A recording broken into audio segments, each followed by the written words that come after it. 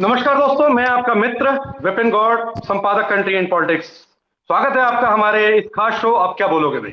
तो स्वागत है आपका हमारे खास शो अब क्या बोलोगे में। और आज हमारे साथ जो हमारे गेस्ट हैं वो है शकील आलम सैफी साहब।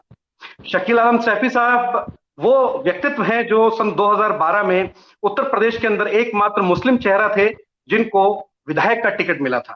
सैफी साहब, आपको क्यों लगा और क्या रीजन रहा, क्या चीजें रही जिसकी वजह से आप राजनीति में आए, और सबसे बड़ी चीज ये है कि आप भाजपा में आए? देखिए साहब, इस्लाम की मूल फिलोसफी है इबादत, तिजारत और हुकूमत। ये तीन काम इस्लाम के हैं, चौथा काम नहीं है मुसलमानों का। इबादत, तिजारत और हुकूमत। अब हुकूमत में हिस्सेदारी के लिए भारत निर्वाचन आयोग में 2000 से ज्यादा पार्टियां रजिस्टर्ड हैं। उन सब पार्टियों का एक ही सूत्र है कि वो किसी व्यक्ति या परिवार की संपत्ति है। ये केवल भारतीय जनता पार्टी अपवाद है इसमें कि ये किसी एक परिवार या व्यक्ति की संपत्ति नहीं है। इसमें हर निर्णय सामूहिक रूप से होता है। आपके ज्यादातर जो मुस्लिम संगठन है वो भाजपा का ही जो दूसरा चेहरा है आरएसएस, हमेशा उसको बोलते आए हैं कि आरएसएस बेसिकली एक आतंकवाद का समूह है, संगठन है, और हमेशा ही उसको लेके चर्चाओं में रही हैं कई सारी चीजें। पर आप भारतीय जनता पार्टी में हैं, आप किस नजरिए से आरएसएस को देखते हैं और आपकी क्या सोच है उनके लिए? तो साहब, मेरा अपना जो जाती तजुर्बा है, आरएसएस एक ऐसा राष्ट्रवादी संगठन है जो देश से मोहब्बत करना सिखाता है। कांग्रेस अभी लगातार कह रही है कि हमेशा भाजपा जो है या आरएसएस है वही एक ऐसे संगठन है, ऐसी पार्टियां हैं जो हिंदू मुस्लिमों के बीच में अक्सर झगड़े कराती हैं, और उन्हीं की वजह से हमारे बीच में जो हमारा संवाद की बात जो कर रहे हैं वो हमेशा कम रह जाता है या हो नहीं पाता है। इस पे आप क्या बोलना चाहेंगे? देखिए साहब, हम अगर इतिहास की किताबें उठावें तो जितना नादिर शाह ने मुसलमान मारे थे ना दिल्ली में, नादिर शाह ने, सच्चाई है उससे ज्यादा मुसलमान इन 70 सालों में कांग्रेस ने मरवाई है दंगों में। अगर आप कांग्रेस के जमाने की देखें तो देखिए मेरठ, मलियाना और हाशमपुरा और आपका भागलपुर, मुरादाबाद तमाम जलाकर, अलीगढ़ जलाकर फेंक दिए इनके जमाने में। बेइंतहा मुसलमान मारा गया। और सच्चाई ये है कि मुस्लिमों का हाल जो दलितों से बदतर, सच्चर कमेटी बता रही है, दलितों से बदतर इस देश में हाल मुस्लिमों का, वो साहब भाजपा या संघ ने नहीं कर दिया, वो सब कांग्रेस का किया हुआ है। और रोना इस बात का है कि हमने कांग्रेस को वोट दिया तो उसने हमें मारा। अब भाजपा से मुसलमान कम से कम ये सबर तो कर सकता है कि हमने भाजपा को वोट नहीं दिया। ये सबर तो है कम से कम, ये तो वोट लिया और इन्होंने मारा है कांग्रेस वालों ने। मुसलमान का ये हाल जो देश में हुआ है, ये टोटल कांग्रेस की ही वो विचारधारा है जो ये काम हुआ है मुसलमानों का जो हाल हुआ है। कांग्रेस तो अपने आप को हमेशा मुसलमानों का मसीहा बताती हुई आई है, चाहे कांग्रेस हो चाहे समाजवादी पार्टी हो। इन पार्टियों ने तो हमेशा बोला है कि हम मुसलमानों के मसीहा हैं। हमेशा ही ये जब इलेक्शन लड़ते हैं तो बोलते हैं कि हम मुसलमानों के साथ हैं, मुसलमानों के लिए हमने हमेशा काम किया है, मुसलमानों को आगे बढ़ाया है, मुसलमानों को पार्टी में बड़े पद दिए हैं, मुसलमानों को टिकटें दी हैं, सीटें दी हैं। तो आपको लगता नहीं कि कहीं कुछ या तो वो झूठ बोल रहे हैं या कुछ और चीजें गलत हैं? देखिए साहब, कहने को तो अच्छा लगता है, ये माइक पे बोलना, मंच पे बोलना बड़ा अच्छा लगता है। अब आप हकीकत पे आइए, आंकड़ों पे देखिए तो सरकारी नौकरियों में मुसलमान 1.5 या 2% है। जब मंडल कमीशन ने मुस्लिमों की 40 बिरादरें अभी पिछड़ी जातियों में जोड़ दी तो उत्तर प्रदेश में मुलायम सिंह यादव जी रहे, अखिलेश यादव जी रहे, मायावती जी रही, तमाम उनकी सरकारें रही। अगर उस 27% आरक्षण में से उसके वहां पर ये 3 हिस्से अगर कर देते, 9% 9% पिछड़े हिंदुओं को, 9 अति पिछड़े हिंदुओं को और 9% मुसलमानों को आबादी के हिसाब से अगर दे देते तो आज 9% कम से कम सरकारी नौकरियों में मुसलमान उत्तर प्रदेश में होते। अब ये कहने को तो अच्छा लगता है कि साहब हम मुसलमानों को बढ़ा दिया है। दिया ये है कि हमें रिक्शे चलाना, चप्पल छाना, गुड़ पकाना, हरी मिर्चें अदरक बेचना, पुराने कपड़े बेचना, ये काम हमें दिया है साहब। हमें कुछ ना दिया इन्होंने। जिस जमाने में मुलायम सिंह यादव की सरकार थी तो एक हमारा साथी गाना गाया करता था कि समाजवाद बबुआ धीरे धीरे आई। वो ऐसा गाता था कि समाजवाद बबुआ धीरे धीरे आई, हम मसीहा मुस्लिमों के और यादवों के भाई, समाजवाद बबुआ धीरे धीरे आई। जेलें भरी पड़ी हैं निर्दोष मुस्लिमों से और थाने अटे पड़े हैं यूपी के यादवों से। अन्याय घनघोर, मुस्लिम है सब चोर, यादव है सारे सिपाही, समाजवाद बबुआ धीरे धीरे आई। वो गाता था, उसकी बातें बहुत बड़ी अच्छी लगती थी क्योंकि हाल यही था। आज योगी जी के राज में आप देखें, कितना ही कहेंगे साहब मुस्लिम विरोधी पार्टी है, आप देखें आज मुसलमानों को, आज मुसलमान चैन से कमा खा रहा है। इनके राज्यों में जो दिखाते थे कि साहब मुस्लिम हितैषी हैं, इनके जमाने में मुसलमान, अगर आप गौर से आंकड़े देखेंगे तो बहुत पीछे गया, बहुत पीछे गया। इस भाजपा के राज में पहली बार हुआ है आजाद भारत में कि उत्तर प्रदेश में 34 जज मुसलमान लड़के बने हैं, पहली बार 2020 में। कभी नहीं हुआ आजाद भारत में आज तक। 34 लड़के जो इसमें आए हैं पीसीएस में उत्तर प्रदेश में, 34 लड़के मुसलमानों के और लड़कियां जज बने हैं, पहली बार हुआ है ये। योगी जी के या मोदी जी के राज में कोई भेदभाव नहीं हुआ है। वाकई मैं कहता हूं सबका साथ, सबका विकास और सबके विश्वास के साथ हुआ है। अभी नहीं मानेंगे तो रुककर मानेंगे इस बात के लिए। तो अगला सवाल मैं ये जानना चाहता हूं आपसे कि देश के अंदर और उत्तर प्रदेश के अंदर खास तौर से एक चीज को लेकर बहुत बवाल चल रहा है कि सरकार ने कहा है कि मदरसों के अंदर भी सिर्फ उर्दू के अलावा जो अलग सब्जेक्ट हैं, अलग विषय हैं, इंग्लिश, मैथ्स और जो भी विषय होते हैं स्कूलों में, उन पे भी पढ़ाई करानी चाहिए। मगर कई सारे संगठन है, कई सारे लोग हैं जो लोग तो क्या संगठन आपके, क्या कई सारी पार्टियां ज्यादातर इसमें इन्वॉल्व हो रही हैं और वो चाहती हैं कि वहां पर मदरसों में सिर्फ और सिर्फ उर्दू की जो पढ़ाई होती आई है वही होती रहे। इस पे आप क्या कहना चाहिए? देखिए साहब, इस्लाम में जब कुरान नाजिल हुआ तो पहला शब्द नाजिल हुआ इकरा। इकरा का अर्थ है पढ़। इसका मतलब है 1400 साल पहले कुरान ने जो पहला संदेश दिया वो था कि पढ़। अब मैं तो पूरा जीवन निकल गया मुझे ये कहते हुए कि इन मदरसों के ऊपर लिखा हुआ तो होता है उलूम, कि मदारुल उलूम, के फैजानुल उलूम। उलूम का मतलब होता है इल्म का बहुवचन, इल्म का प्लूरल, यानी सारे इल्म इसमें पढ़ाए जाते हैं। लिखते तो हैं उलूम और पढ़ाते हैं इल्म। ये केवल दीन पढ़ाते हैं।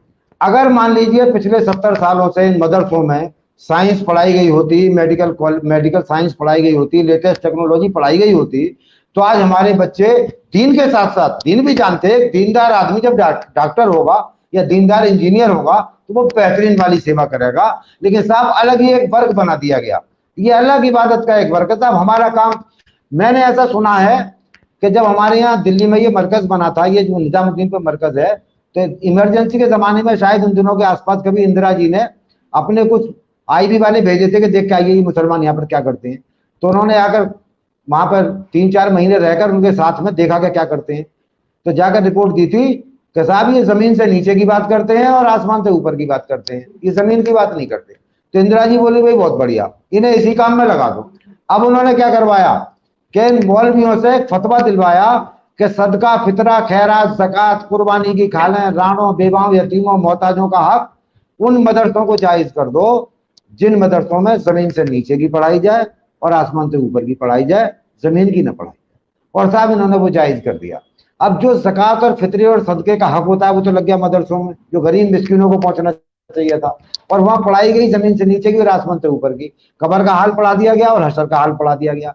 ये नहीं बताया गया कि डीएम कैसे बना जाएगा, डीएम कौन है जिले का, एसएसपी कौन है, शासन प्रशासन में कैसे हमारी हिस्सेदारी होगी, हम दुनिया में जिएंगे कैसे, ये नहीं पढ़ाया गया। मरने के बाद का बता दिया गया कि आप ये नमाज पढ़ो तो बख्शे जाओगे। अरे भाई, हमारे नबी सल्लल्लाहु अलैहि वसल्लम ने जिंदगी में 3 ही काम किए, इबादत, तिजारत और हुकूमत। ये तीनों काम हर मुसलमान पर फर्ज है, इबादत भी, तिजारत भी और हुकूमत भी, तीनों काम उसको करने चाहिए। तीनों काम मदरसों में पढ़ाए जाने चाहिए, लेकिन सब नहीं पढ़ाए गए। मैं तो भाई, जितनी मेरी एक नक्कार खाने में तूती की आवाज है, मैं कह रहा हूं कि ये एक बहुत बड़ा वर्ग है, ये मदरसों से जुड़ा हुआ वर्ग। अगर आज भी ये समझ लें इस बात को, आज भी अगर मुस्लिम कौम को ये तालीम देने लगे, पूरी लेटेस्ट टेक्नोलॉजी पढ़ाने लगे, तो मेरा ख्याल है फिर हम किसी का मुंह नहीं देखेंगे दुनिया में, जो हमें मुंह देखना पड़ता। अच्छा, अक्सर उत्तर प्रदेश में योगी जी को अभी भी कई जगहों पे लोग कहते हैं कि मुस्लिम विरोधी नेता या मुस्लिम विरोधी व्यक्ति है योगी जी। तो आपको क्या लगता है, मुस्लिम विरोधी हैं या वो सबको समान और साथ लेके चलने वाले व्यक्ति हैं? इसमें साफ बात ये आ जाती है कि हिंदुत्व की तरफदारी करना ये इस्लाम का विरोध नहीं है। मैं तो इसका, अगर कोई आदमी हिंदुत्व की, हिंदू है और हिंदुत्व की तरफदारी कर रहा है तो वो मुसलमान का विरोधी मैं नहीं मानता उसको। अरे मुसलमान अपने इस्लाम की तरफदारी करे, इसमें कौन सी बात हो गई। मैं योगी जी को हिंदुत्व का समर्थक मानता हूं, इस्लाम का विरोधी नहीं मानता। मेरा अपनी ये सोच है। होने चाहिए भाई, एक धर्मगुरु है, वो एक बहुत बड़ा पीठ है, गोरक्ष पीठ, वहां के वो सर्वे सर्वा हैं, तो जाहिर सी बात है कि उन्हें हिंदुत्व का पक्षधर होना चाहिए और करना चाहिए उन्हें। मुसलमान इस्लाम का पक्षधर रहे, इसमें काय की लड़ाई है साहब, मैं तो नहीं मानता ये लड़ाई है। हाँ, उन्हें मुस्लिम विरोधी नहीं मानता मैं, हाँ हिंदुत्व का पक्षधर मानता हूँ, ये मेरी सोच है। अभी जो राम मंदिर के लिए कोर्ट से भी फैसला आया। पहले तो सभी कह रहे थे जो कोर्ट से फैसला आएगा उसी को मानेंगे, मगर कोर्ट से फैसला आने के बाद भी कई सारे लोग, कई सारे संगठन, यहाँ तक कि कांग्रेस, समाजवादी पार्टी और भी कई पार्टियों ने सुप्रीम कोर्ट तक का विरोध किया कि ये फैसला गलत आया है। तो आपको क्या लगता है कि सुप्रीम कोर्ट, जहां पर 5 बड़े बड़े अलग अलग धर्मों से जुड़े हुए लोग भी फैसला दे रहे हैं, तो वो क्या फैसला गलत था या सही था? और किस देखिए बात के लिए साहब, इतनी लंबी लड़ाई चलती रही? देखिए साहब, सही था या गलत था, लेकिन माननीय सर्वोच्च न्यायालय का फैसला था। हम भारत के नागरिक हैं, हम पे फर्ज है माननीय सर्वोच्च न्यायालय के फैसले को मानना। अब वो सही है या गलत है, हाँ, उसमें हम पुनर्विचार याचिका दाखिल कर सकते हैं, गुजारिश कर सकते हैं साहब हमारे साथ न्याय नहीं हुआ, लेकिन जो फैसला आ गया, न्याय हो गया, फिर वो मानना कानूनन हम बाध्य हैं उसके। ये संविधान की अवहेलना है, उसको ना मानना, उसकी मजाक बनाना। जो भी उन्होंने दिया सही या गलत, हम चूंकि भारत के नागरिक हैं, हम उसके दायरे में आते हैं, हम उसको मानते हैं, मानना चाहिए, मान लिया। आज वो मसला गया निबट। अब ये जो सो कॉल्ड सेकुलर पार्टियां थी, इनके वो दुकानें बंद हो गई, वो मसला निबट गया जो चला आ रहा था पिछले 50 60 70 सालों से, वो निबट गया मसला। सरकार ने एक साहसी कदम लेकर निपटा दिया मसले को। वो तो खींच के हजारों साल खींचता रहता, वो निबट गया, सवाल खत्म। अरे कोर्ट ने मस्जिद को अलग जगह दे दी, वहां पर मुसलमान बहुत शानदार अपनी मस्जिद बना रहे हैं, पूरी दुनिया देखेगी।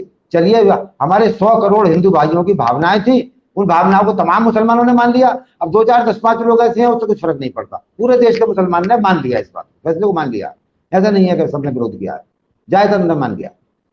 और इसके लिए क्या कहेंगे, जो जम्मू कश्मीर में जो धाराएं हटा दी गई, अब जम्मू कश्मीर एक यूनियन टेरिटरी के रूप में आज काम कर रहा है, वहां पर कई सारी चीजें बदल गई हैं, पर फिर भी कांग्रेस, या मैं नाम लेना ठीक भी नहीं होता, मगर फिर भी कई सारी पार्टियां हैं, उनको बड़ा दुख होता है इस चीज का कि वहां पर अब जो है झंडा भारत का लगाया जाता है, ना कि उनके लोकल राज्य का। अब वही बात आ गई ना, वही दुकानें बंद हो गई। बात तो ये है कि जो छोटी छोटी दुकानें थी इन बातों पर खुली हुई, वो बंद हो गई। भाई ये इतना बड़ा साहसिक निर्णय था कि जब कश्मीर इस भारत का अभिन्न अंग है, तो एक विधान, एक ध्वज, एक संविधान पूरे देश में क्यों ना हो, इसमें गलत क्या था? किन आधार पर हुआ था, वो पुरानी बात थी। कभी जो महाराजा हरि सिंह ने कैसे कैसे नेहरू जी से बैठकर कैसे करके कश्मीर को भारत में विलय किया था, लेकिन जब भारत में विलय हो गया तो फिर अब वो भारत का अभिन्न अंग है। बिल्कुल, उसमें कोई भी स्पेशल कानून लागू ना होना चाहिए। जैसे और सूबे हैं देश के, वैसा ही कश्मीर है, तभी इसकी तरक्की हो पाएगी। आज वहां पर इन्वेस्टमेंट भी जाएगा, इंडस्ट्रीज भी लगेंगी, वहां पर युवाओं को रोजगार भी मिलेगा। आज कश्मीर में बहुत सुकून होता चला जाएगा दम पर दम। जब ऑपरेशन होता है तो एक आध 2 4 घंटे साफ दर्द, एक आध दिन भी दर्द होता है, जब वो मवाद निकल जाता है तो जख्म ठीक हो जाता है, थोड़ा सा वक्त लगेगा, सब बहुत बढ़िया हो जाएगा। तो इसके अच्छे नतीजे आएंगे। बढ़िया किया है, बहुत अच्छा काम किया। कश्मीर भारत का अभिन्न अंग था, है और रहेगा, और हो गया। इससे अब और कुछ ज्यादा करी बात। अटपट, जो हमारे अटपटे सवाल हैं उन पे हम आते हैं। जी आप भाजपा संघ का आप समर्थन करते हैं, तो जी। अक्सर क्या होता है, एक परिवार में अलग अलग सोचें होती हैं, अलग अलग लोग अलग जगह जाते हैं। तो क्या आपके पूरे परिवार में, और जो परिवार के साथ साथ जो और भी आपके मित्रगण हैं, क्या वो भी भाजपा को सपोर्ट करते हैं या आरएसएस को सपोर्ट करते हैं? ऐसा है कि इस भारतवर्ष में मैं लाखों मुसलमानों को जानता हूं जो इंटेलेक्चुअल्स हैं, बुद्धिजीवी, पढ़े लिखे लोग, तो साहब इस विचारधारा को सपोर्ट करते हैं। इसी नजरिए से, इसी एतबार, जैसे मैं आपसे कह रहा हूं कि हिंदुत्व की तरफदारी करना इस्लाम का विरोध नहीं है, ये हमारी सोच है। हम तो इस पैमाने पर चलते हैं, अगर हमारा कोई हिंदू भाई हिंदुत्व की तरफदारी कर रहा है तो हम उसे इस्लाम का विरोध नहीं मान लेते। हम नहीं मानेंगे कि इस्लाम का विरोध है, कभी इस्लाम का विरोध नहीं, हम इस्लाम की तरफदारी करें। इसमें लाखों मुसलमानों को, जिन्हें मैं जानता हूं, लाखों को जानता हूं जो इसमें तरफदार है। अब रही बात इसकी साहब, क्या मुसलमानों को तो हम कह रहे हैं, मैं जब इलेक्शन लड़ा था सहसवान बीजेपी के टिकट पर, मुंह पर दाढ़ी, सर पर टोपी, हाथ में कमल का फूल था, तो मुझसे ऐसे ही आपके जैसे पत्रकारों ने पूछा था कि भाई आपका चुनाव कैसा चल रहा है, तो मैंने कह दिया था साहब हिंदुओं को तो मेरी दाढ़ी चुभ रही है और मुसलमानों के ये कमल का फूल चुभ रहा है, चुनाव में तो चल रहा है। अब वो ऐसी बात पूरे में फैल गई, मैं तमाम टीवी में चला गया। तो सच्चाई ये भी है कि हिंदुओं का भी एक बहुत बड़ा वर्ग है जो इस बात को स्वीकार करने को तैयार ही नहीं है कि साहब ये मुसलमान भी तरफदारी कर सकते हैं संघ और भाजपा की, वो भी मानने को तैयार नहीं। ये साहब दोनों तरफ से ही एक एक कदम बढ़ाना पड़ेगा, दोनों तरफ से बढ़ाने की जरूरत है। आज समय आ गया है, अब दोनों तरफ से एक कदम बढ़ाना पड़ेगा, संवाद करना पड़ेगा आपस में, जो शक और संदेह दिलों में है वो निकालने पड़ेंगे, तभी साहब हमारा देश विश्व गुरु बन सकता है, तभी हम बहुत आगे बढ़ जाएंगे। आपको आपकी जिंदगी में सबसे पहले और सबसे ज्यादा प्यार किससे हुआ? सबसे पहले और सबसे ज्यादा प्यार, बड़ा साहब आपने एक अजीब सा सवाल पूछा ये। सबसे पहले जो मुझे प्यार हुआ, पहला प्यार तो मेरे जूनियर हाई स्कूल में जब पढ़ते थे हम, तो हमारे गुरु जी थे मास्टर साहब राम प्रसाद गुप्त जी, वो पढ़ाया करते थे हमें।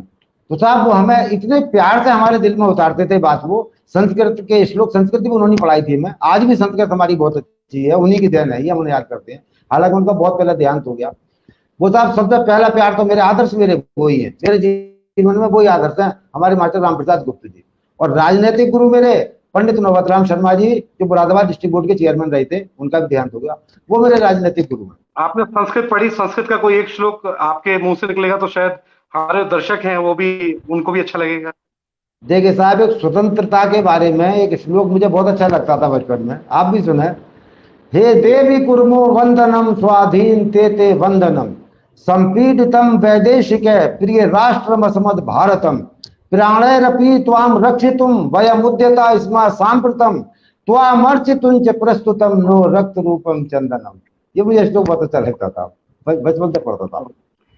अच्छा, आपकी आपकी जिंदगी का सबसे प्यारा और ऐसा दिन जिसको आप शायद कभी ना भूल पाए, और जब भी उस दिन को या उस पल को आप याद करते हो तो आज भी आपके चेहरे पे हंसी आ जाती हो। जिस दिन मेरा बीजेपी से टिकट हुआ था, वो मेरा यादगार दिन होता है। बहुत बढ़िया, बहुत बढ़िया। और ऐसा कोई दिन जिस दिन को सोच के आज भी कभी ना कभी आपकी आंखें नम हो जाती हो। साहब चुनाव हार गया था मैं, वो भी एक दिन यादगार दिन है मेरा, जिस दिन हारा था मैं।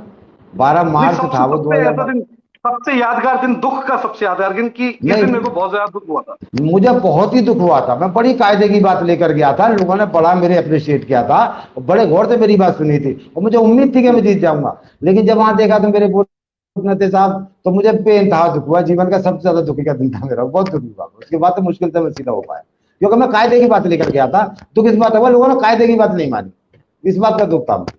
बहुत सही बात कही था। आपके विपक्ष में बाहुबली नेता भी थे, वो भी हारे। ना वो तो हारे, और मेरी वजह से ही हारे। अगर मैं ना होता, कोई और होता भाजपा, तो वहां तो वो जीत जाते। मेरी वजह से ही हारे, मानते थे इस बात को, मेरी वजह से हारे। लेकिन मैं लड़ता रहा बराबर, अपनी बात कहता रहा। मैं हर गांव में गया, जमीन पर बिल्कुल नीचे, कोई जनसभा नहीं करी मैंने बड़ी, दल्लानों चौपालों पर जाकर समझाया कि भाई मुसलमान हूं, अगर बन जाऊंगा मैं एमएलए, तो देखो मंदिर न तोड़वा दूंगा, कहीं मस्जिद न बनवा दूंगा, भाई आपके काम आऊंगा, मैं कायदे की बात रखूंगा विधानसभा में जाकर। लेकिन सब नहीं सुन के दी मेरी बात। भाजपा के लिए अगर मुस्लिमों को लुभाने का काम करना हो, मुस्लिमों को साथ जोड़ने का काम करना हो, तो कौन सा राज्य आप चाहते हैं कि जहां पर आपको जाके अच्छी सफलता मिल सकती है? देखिए साहब, अच्छी सफलता तो मैं समझता हूँ, बढ़िया राज्य होता है इस काम के लिए उत्तराखंड। जी। हाँ, उत्तराखंड में मुसलमान चूंकि देख रहे हैं, वहां पर दो ही पार्टियों की सरकार है पिछले 20 सालों से, तो उन्हें भाजपा के राज में बहुत खुश होते हैं मुसलमान, वहां के बड़ी सुखी रहते हैं, वहां कोई ऐसा झगड़ा नहीं होता। भाजपा के राज में सबसे ज्यादा सुखी मुसलमान उत्तराखंड का रहता है। उत्तराखंड में आसान है। और उसके बाद दूसरा नंबर उत्तर प्रदेश का। उत्तर प्रदेश में भी मुसलमानों को मूव किया जा सकता है, अगर संवाद हो तो। आज भी मुसलमान, देखिए मैं आपसे बता रहा हूँ, उत्तर प्रदेश का मुसलमान बिल्कुल चौराहे पे खड़ा है, अभी किधर ही को भी नहीं है। ऐसा नहीं है कि योगी से नाराज है और मुलायम सिंह से ज्यादा खुश है, ऐसा नहीं है, चौराहे पर है। अगर जरा पुश किया जाए, संवाद किया जाए इनसे, दिल के बहम निकाले जाए, तो इंशाल्लाह मैं समझता हूँ उत्तर प्रदेश का मुसलमान भी बीजेपी से जुड़ सकता है। आपके पसंदीदा कांग्रेस के नेता? कांग्रेस के नेता तो साहब, जब से मेरा वोट बना है विपिन जी, मैंने कभी कांग्रेस को वोट नहीं दिया। और नहीं, कांग्रेस वोट में ना लाल दिया हो, बहादुर वोट ना दिया हो, कई बार क्या होता है कि नहीं, हम किसी पार्टी में होते हैं मगर सामने वाली पार्टी या दूसरी पार्टी में कोई ना कोई एक ऐसा चेहरा होता है जिसकी बातें हमें अच्छी लगती हैं, जिसकी सोच हमें कभी कभार अच्छी लगती है। कांग्रेस में नंबर एक पर तो मुझे पसंद आते थे, पढ़ता था कभी, हालांकि मेरे होश से पहले खत्म हो गए थे, स्वर्गीय लाल बहादुर शास्त्री जी। वो मुझे लगते थे कांग्रेस के नेता। और दूसरे नंबर पे मैं सरदार वल्लभ भाई पटेल भी कांग्रेस के नेता थे, मैं उन्हें भी अपना आदर्श मानता हूँ। उन्होंने भी साहब तमाम हिंदुस्तान भारत भर के पूरे सब रजवाड़े खत्म करके एक संघ बनवाने में बहुत बड़ी भूमिका अदा की थी, उनका भी मैं आदर करता हूँ। सरदार वल्लभ भाई पटेल जी, वो भी कांग्रेस थे। अब जल्दी ही उत्तर प्रदेश, उत्तराखंड और 3 और राज्यों में करीबन अगले साल ही इलेक्शन आने वाले हैं। तो आपको क्या लगता है, जिस प्रकार से वेस्ट बंगाल के अंदर बीजेपी जो सरकार बनाने की बात कर रही थी मगर नहीं बना पाई, हालांकि सीटें काफी ऊपर लेके आई। इसके अलावा और भी कुछ राज्य है साउथ के जहां पर बीजेपी को सीटें नहीं मिल पाई, ना के बराबरी सीटें मिली। तो आने वाले इलेक्शन में आपको क्या लगता है कि क्या रिजल्ट रहेगा योगी जी का। और उत्तराखंड में जिस प्रकार से सीएम बदल दिया गया है, आपने देखा होगा पहले त्रिवेंद्र सिंह रावत थे, अब तीरथ सिंह रावत है। और तीरथ सिंह रावत ने भी कहीं कहीं पर कुछ ना कुछ छोटी मोटी, कहते हैं ना, चर्चाओं में आई गए थे अपने बयानों से। तो आपको क्या लगता है कि आगे का क्या होने वाला है? और जो मुस्लिम संगठन है, मुस्लिम समाज है, सैफी समाज है, या और भी जो आपके समाज में लोग हैं, उनको किस तरीके से बीजेपी लुभाएगी? और क्या आगे आपकी आपके आपकी कम्युनिटी से क्या संदेश जाएगा? और क्या आगे बीजेपी को फायदा मिल पाएगा? देखिए साहब, जिस दिन से उत्तराखंड के मुख्यमंत्री माननीय तीरथ सिंह रावत जी बनाए हैं, तो उत्तराखंड के जो प्लेन का इलाका है, उधम सिंह नगर हुआ और आपका हरिद्वार हुआ, इस जिले में बहुत मुसलमान है, तमाम दोनों जिलों में जमीन पे, देहरादून में भी काफी मुसलमान है। तो साहब मेरे पास सौ मुसलमानों के फोन आए और सबने ये कहा कि भाई सैफी साहब, इस बार आपने एक बहुत ही भले और बहुत ही सीधे और बहुत ही नेक आदमी को मुख्यमंत्री बनाया। ओके भाई, ऐसा करते हैं, अब हमारा दिल कर रहा है कि हमें भाजपा में जाने के लिए कोई ऐसा इज्जतदार रास्ता बनाओ कि इज्जत से हम भाजपा में जाओ। ये मुझसे तमाम फोन आए हैं, उत्तराखंड के बहुत मुसलमानों के फोन आए हैं। तो मैं हिसाब में करता हूँ कोशिश में कोई ऐसी बात बनती है तो पार्टी की क्या नीति बनती है, ऐसा होता है। चूंकि तीरथ सिंह रावत जी के जो बयान आए हैं, जो विवादित बयान जिन्हें कहा जा रहा है, अरे वो बड़े मासूमियत भरे बयान है, मतलब उनमें कोई छल कपट नहीं है। आप उनका बयान देखें, एक मुख्यमंत्री इतनी मासूमी से कह दे कि साहब ये बेटियां फटी हुई जींस ना पहने, कितनी बड़ी बात कही है, भारतीय संस्कृति की बहुत बड़ी बात कह दी। उसमें तमाम उन्हें हाथों में ले लिया साहब उन्होंने। भाई उनका हक है कि बड़े सूबे के मुखिया हैं वो, तो अब बहन बेटियों के लिए कह सकते हैं इतनी बात। भाई कम से कम मैं तो अपनी बेटी की इजाजत नहीं दूंगा साहब फटी जींस पहनने की। अब जिन्हें बुरा लग रहा है उन्हें बुरा लग रहा है, और बात उन्होंने कहा थी। और भी तो एक बात है उन्होंने ऐसी कही है, बड़ी मासूमियत वाली भोली बात है। इसी मासूमियत के तो कुर्बान है मुसलमान, कि ये मासूम है बिल्कुल, मतलब बहुत सीधे और भोले शख्स हैं तीरथ सिंह रावत जी। इन पर दिल कुर्बान है, मुसलमानों को बहुत पसंद करते हैं मुसलमान इनके। तो आगे जी। आप इलेक्शन लड़ना चाहते हैं कि पार्टी के लिए काम करना चाहते हैं? अब साहब हम तो पार्टी के सिपाही हैं, पार्टी जो आदेश देगी हम तो जहाँ के तो हमें जहाँ मोर्चा भारी देखो वहां हमें देव लड़ा, हम तो वहां लड़ जाएंगे जाके। हम तो पार्टी के सिपाही हैं और साहब देश की भलाई चाहते हैं, मुस्लिम समाज की भी भलाई चाहते हैं। मुस्लिम समाज भी यहाँ चैन से जिए, हमारा देश आगे बढ़े, हर वर्ग तरक्की करे। हमारा तो ये बचपन से ये काम रहा है। अभी ऐसा तो नहीं है कि भाजपा में हम मुसलमानों को बेच देंगे, मुसलमानों का सौदा कर देंगे, भाजपा मान लेगी। हमारे कहने से एक मुसलमान वोट न देगा बीजेपी को, हम तो नहीं बेच पाएंगे। हम तो कौम के दलाल नहीं है साहब, ना हमें कोई कौम दलाल कह सके। हाँ हमारा विचार है कि हमें भाजपा अच्छी लगती है, भाजपा में और बहुत मुसलमान है, लाखों ऐसे जिन्हें भाजपा अच्छी लगती है, जिन्हें संघ की नीति अच्छी लगती है, वो है जुड़े हुए, इसमें कोई नई बात नहीं है। और ये इस्लाम का विरोध नहीं है। भाई अल्लाह मेरा रब है, नबी मेरे रसूल है, ये मुझसे कौन छीन लेगा? ये मेरा ईमान है, इसमें मैं इससे चलूंगा नहीं। बाकी देश मेरा भारत है, इसके लिए जान भी कुर्बान। कार्यक्रम को खत्म जी। होने से पहले मैं चाहता हूं कि आप जो आपके समाज के लोग हैं, मैं देखिए क्या होता है, मेरे को कभी कभी ऐसा लगता है कि हमें ये शब्द नहीं इस्तेमाल करने चाहिए, मगर क्या करें, ये माहौल ही ऐसा बन गया, हमें बोलना पड़ता है कि आपके समाज के लोग और हमारे समाज के लोग। पर मैं ये बोलना चाहता हूं, हमारे देश के जो लोग हैं उनके लिए आप एक क्या संदेश देना चाहते हैं कि किस एकजुट से वो किसी पार्टी को या किसी व्यक्ति को वो आगे लेके आए और उनको सपोर्ट करें, चाहे वो भाजपा हो चाहे वो कोई और पार्टी मैं तो साहब बार बार यही कहूंगा कि डॉक्टर अल्लामा इकबाल ने एक शेर कहा था कि जलाले बादशाही हो कि जमहूरी तमाशा हो, जुदा हो दी सियासत से तो रह जाती है चंगेजी। कि या तो वो बादशाहों वाला जमाना हो, कुलीन राजशाही हो, या ये प्रजातंत्र हो। जब जब धर्म राजनीति से अलग होगा तब तक चंगेजी रह जाएगी, लूट मार रह जाएगी, इंसाफ रहेगा नहीं। इसलिए धार्मिक व्यक्ति राजनीति से जुड़ेंगे तब राजनीति साफ होगी। इसमें मुसलमानों के भी धार्मिक व्यक्ति राजनीति से जुड़े और हिंदुओं के भी धार्मिक व्यक्ति राजनीति से जुड़े, तब राजनीति साफ होगी। ये अल्लामा इकबाल के शेर के साथ मैं अपना पैगाम देना चाहता हूं कि जितने भी हमारे धर्म गुरु हैं वो राजनीति में आगे आए और एक इस भ्रष्टाचार मुक्त देश को विश्व गुरु बनने में मदद करें। तमाम हमारे धर्म गुरु आगे आए, क्योंकि लोगों ने राजनीति को एक पेशा बना लिया, एक पेशा हो गया राजनीति कमाने खाने का। ये नहीं होना चाहिए, ये जनसेवा का काम, बिल्कुल सही जनसेवा बोला करनी चाहिए। आपने कि जी। देश के अंदर हमारे जो धर्म से जुड़े हुए हमारे लोग हैं उनको आगे आना चाहिए, क्योंकि उनके साथ हजारों लोग जुड़े होते हैं। जब वो एक संदेश देते हैं तो वो सिर्फ 10-5 लोगों में नहीं, वो कई हजार लोगों में जाता है। और वो हमेशा संदेश वो देते हैं जो हमारे धर्म के लिए अच्छा होता है, हमारे देश के लिए अच्छा होता है। बिल्कुल सही कहा सैफी साहब आपने, और आज बहुत अच्छी बातें आपने कही। अपने समाज से और हिंदू मुस्लिमों के जो बीच की दूरी है, संवाद है, उसको बढ़ाने के लिए कि हम आपस में बात करके अपनी दूरियों को कम करें।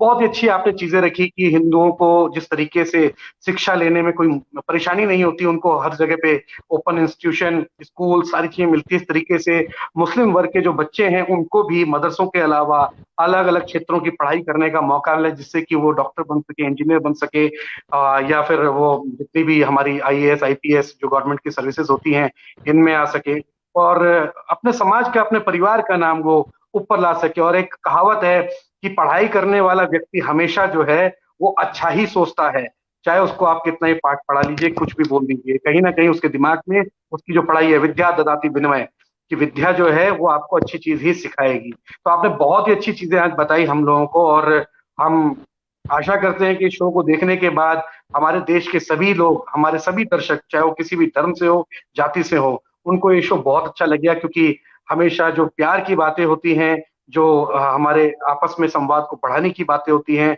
वो बहुत ही कम लोग करते हैं। और आप एक राजनीतिज्ञ हैं, राजनीति में आप इलेक्शन भी लड़ चुके हैं, अभी भी समाज सेवा भी कर रहे हैं, पर आपने किसी पार्टी का नाम लेके किसी को गलत नहीं बोला, ये बहुत कम होता है। आपसे बात करके आज हमें बहुत ही अच्छा लगा।